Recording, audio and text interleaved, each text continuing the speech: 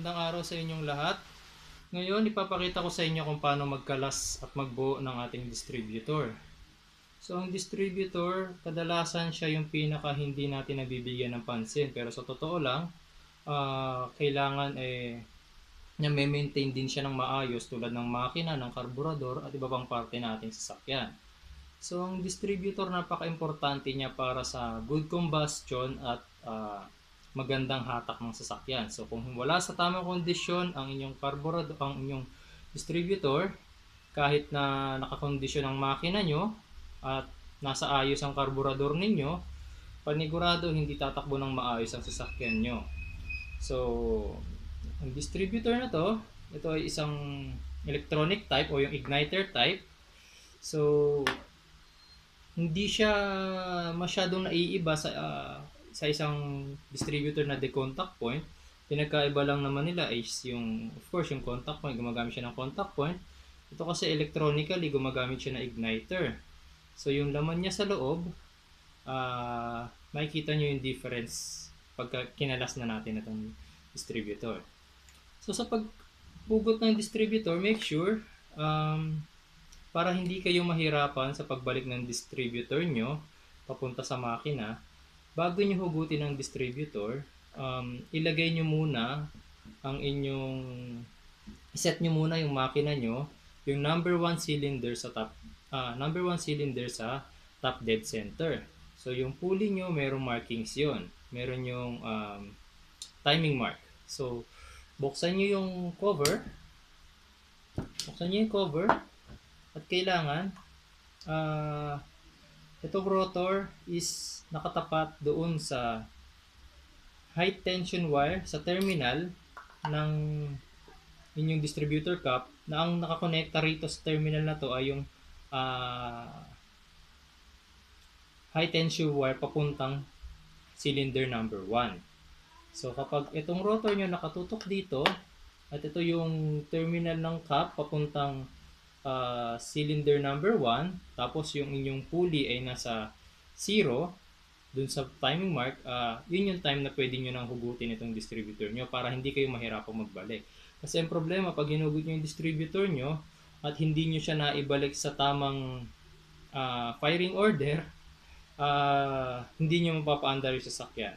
So mas maganda ilagay nyo muna ang number 1 cylinder nyo sa top dead center. Okay, let's start. Simulan na natin ang pagbaklas ng ating distributor. Una, tanggalin nyo muna yung distributor cap. Okay, ito.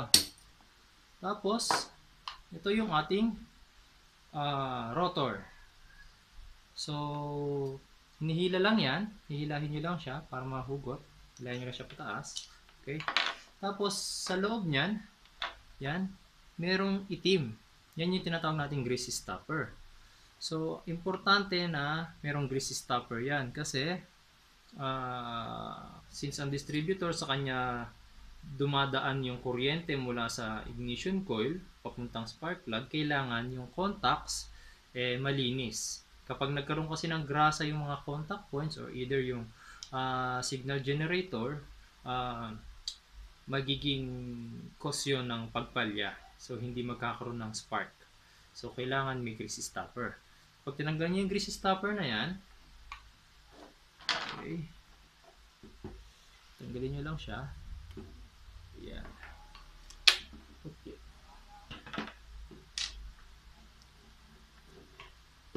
Okay. Ito na siya, yung grease stopper. So, tabi nyo lang lahat ng mga piece ng inyong distributor. Kailangan wala kayong maiwala. Tapos, itong ating dust cover, tatanggalin nyo lang din siya.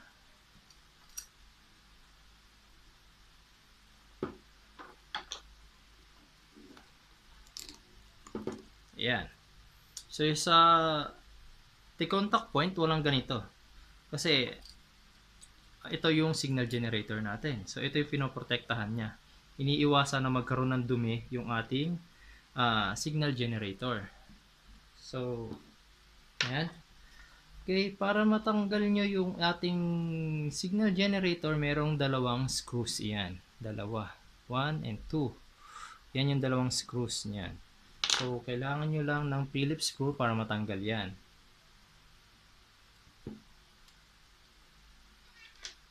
Okay.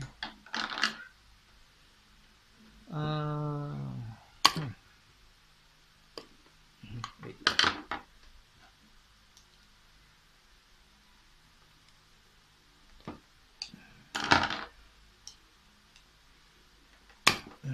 Okay.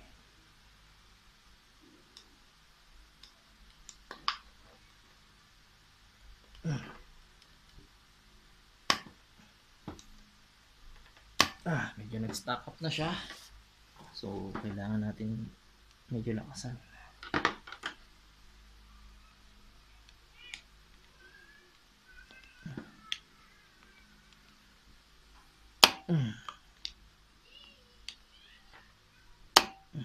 Okay, tanggal din.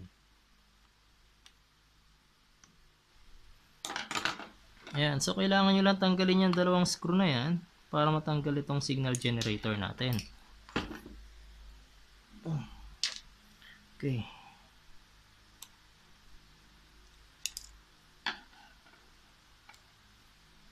Tapos pwede nyo na siyang hugutin. Ayan. Mahuhugot nyo na yung ating signal generator. Itong ating signal generator, unlike sa contact point, siya since dito dumadalo yung kuryente, hindi na siya kinakailangan na palitan ng palitan. Wala siyang points na napupudpod. So, less maintenance ang isang electronic distributor. Unlike sa the contact point, palit kayo ng contact point ng condenser kasi sa katagalan napupudpod yung contact point and then yung condenser nyo humihina. So, ito sa electronic distributor, lesser maintenance ang inyong signal generator. Tapos, ito naman, next, tanggalin natin yung ating vacuum advancer. So, itong vacuum advancer, meron siyang tornilyo na nag-hold sa labas, dalawa. Para matanggal yan, kailangan nyo lang ng screwdriver.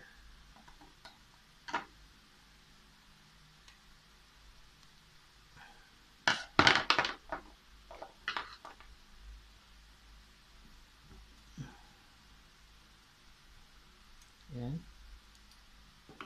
Screwdriver. Make sure lang na kapag nagkakalas kayo nito, lahat ng pyesa ay pagsasama-samahin nyo para hindi mawala at hindi magkulang. Kasi ang distributor natin, may mga pyesa siya na hindi napapalitan. Or pag nawala nyo at walang nabibiling replacement sa auto supply, so kailangan nyo bumili ng panibago. So medyo mahal.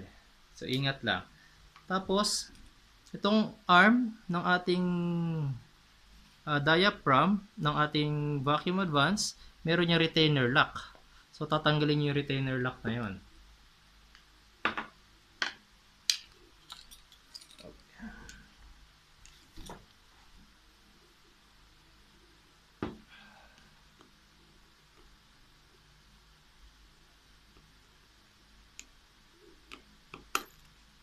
Okay, ito na siya.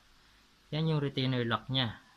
So pag natanggal nyo na siya, pwede nyo nang tanggalin din itong ating vacuum advancer. Angat nyo lang siya konti. Tapos ayan, mahuhugot nyo na siya. Okay. Itong vacuum advancer natin, hindi nyo siya pwedeng linisin. Kasi may diaphragm yan sa loob. So, kasi itong ating buong distributor, para malinis yan, ibababad natin to sa gasolina. So lahat ng metallic parts ng ating distributor pwede nyo ibabad. So ang mga hindi pwede, of course, yung mga electronic parts, yung mga rubber, at itong diaphragm. So hindi siya pwedeng ibabad. So pwede nyo gawin siguro sa kanya, punasan nyo na lang siya ng basahan para malinisan, magbawasan man lang yung dumi. Yun, pwede nyo na siyang ikabit ulit. Tapos, next, itong ating lock. lock ng ating breaker plate. Ito yung ating tinatawag na breaker plate. Itong buong ito. Yan ang breaker plate natin. So, para matanggal yan, kailangan mo natin tanggalin itong dalawang lock na to.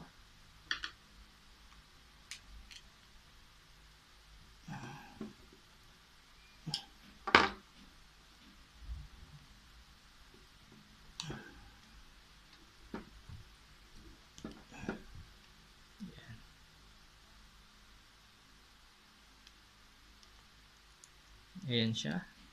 Okay.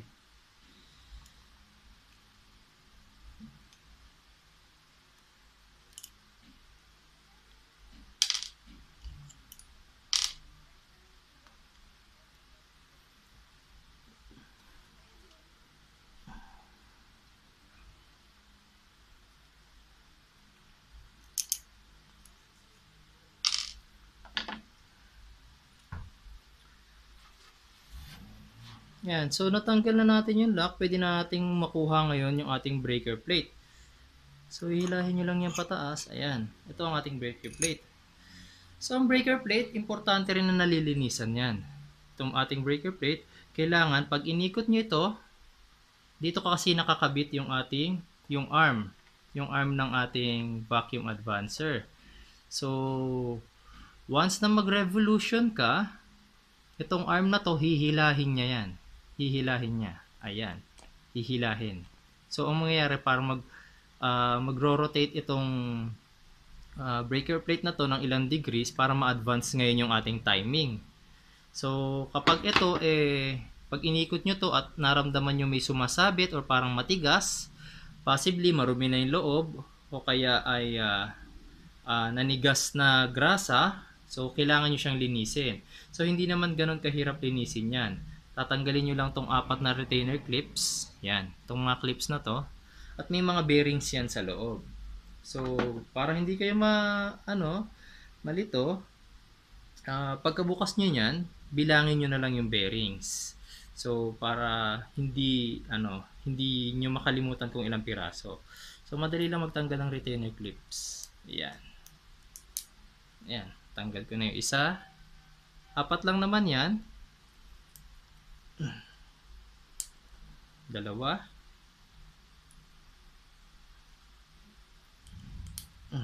3. And then, last one. Okay, ayan na. So, ito na yung ating breaker plate. Pag inangat nyo to, makikita nyo, andun sa loob yung mga bearings. Ayan. Yun yung mga bearing. Ayan. So, ito nililinisan ko rin yan. Ibinebabad ko rin yan sa gasolina. So, bilangin nyo na lang para pagka bubuin nyo na, hindi mawala. Kung hindi magkulang. Hindi rin kasi pwedeng punong-puno yan. Kailangan may space yung mga bearings para makakilos pa sila, para makaikot sila ng maayos. Okay? Kapag nalinis nyo naman itong inyong breaker plate, pwede nyo na siyang buuin uli.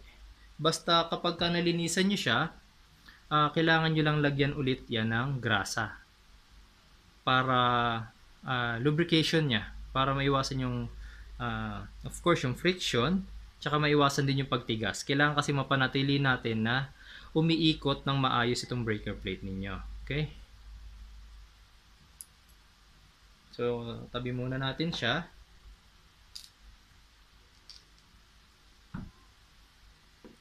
Next, ito na yung ating yung cam, o kaya ang iba naman ang tawag naman dito, isa pang tawag dito ay isang ating signal rotor. So, anina, nakakabit itong ating maliit na to, ang ating greasy stopper dito sa gitna. So, pag tinanggal mo yun, may makikita kang screw sa loob. So, yan yung screw na nag-hold dito sa ating cam or dito sa ating signal rotor para hindi mahugot. So, para mahugot yan, kailangan mo muna tanggalin yung iyong screw na nasa loob.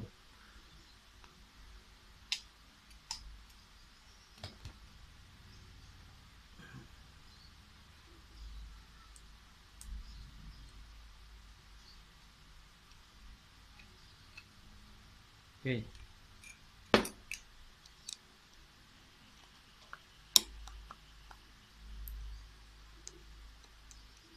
Napakaliit lang ng screw na yan, so kailangan ingatan nyo siya. So remember, lahat naman ng mga parts na to, basta metallic part, pwede nyo siyang linisin. So kung nadudumihan na kayo, at bukod na haluan na ng dumi o putik itong inyong distributor, pwede nyo siyang linisan lahat. Basta iwasan nyo lang na ibabad sa gasolina itong mga metallic, ay ang mga rubber, electronic, at saka yung ating mga diaphragm. So, tapos meron niyang, ito ang tawag dito, yan ang ating springs, ang ating governor springs. So, tatanggalin mo yan para mahugot nyo ng tuluyan yung ating cam. Tanggalin nyo lang yan.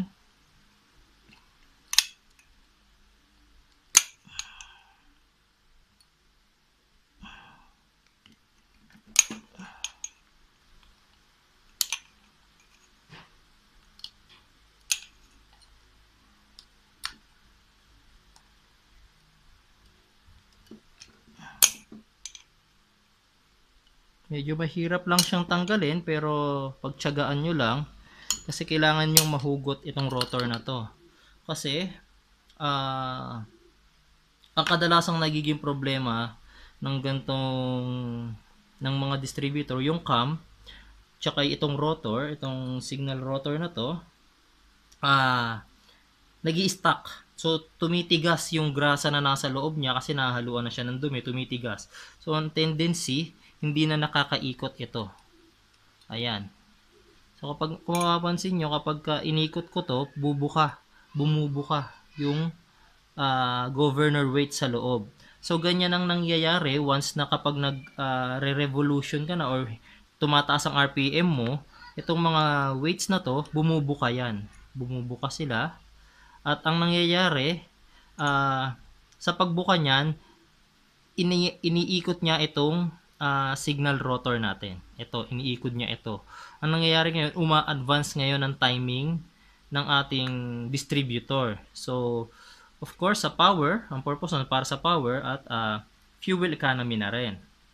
So, kapag ito ay stock up, malaking kabawasan yon sa power ng sasakyan ninyo. So, kailangan matanggal nyo yan.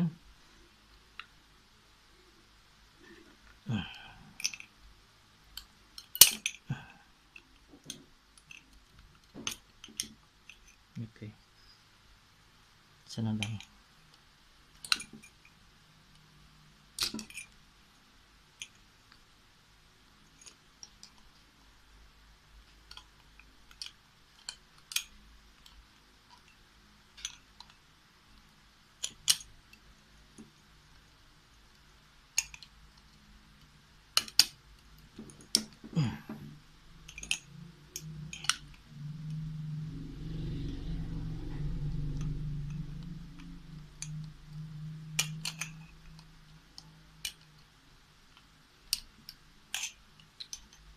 Medyo mahirap lang talaga siyang tanggalin pero kailangan nyo talaga siyang matanggal para malinisan nyo ng husto yung ating cam, pati yung ating shaft, yung buong shaft ng ating distributor.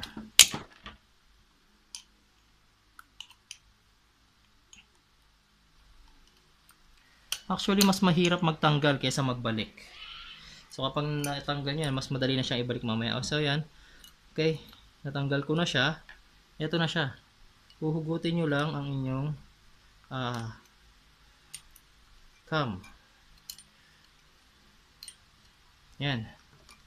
Ito na siya. So kapag stock up yan, ang magiging problema nyo, hindi nyo mahuhugot to. May stock up, so kailangan nyo siyang pwersahin. It's either gumamit kayo ng puller or basta anything na pwede nyong gamitin para mahugot ito. Kasi once nangyari na sa akin yun, so kinailangan kong gamitan ng pwersa para mahugot ko to. Ngayon kasi, well lubricated itong aking distributor. So nami-maintain ko kasi siya ng maayos. Kaya hindi siya nag-i-stock up.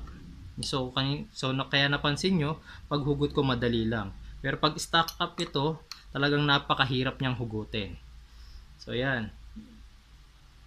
Tapos, since natanggal na natin yung cam, ang naiiwan na lang dyan sa loob, itong shaft. Itong shaft na yan, hanggang dito na yan sa ilalim.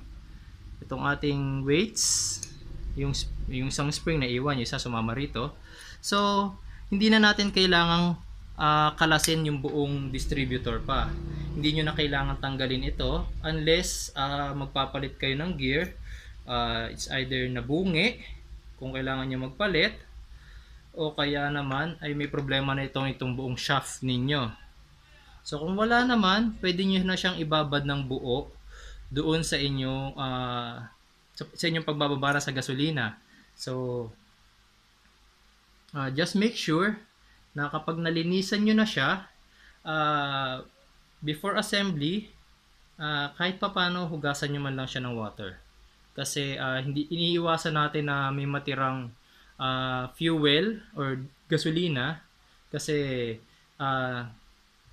as we all know, electronically ang gasolina magliliyab siya kahit na spark lang. Maliit na spark lang is magkakos ng fire. So hugasan nyo na lang siya ng water. Tapos kung meron kayong anything na pwedeng ipang blow ng tubig para matanggal lahat, much better. Okay?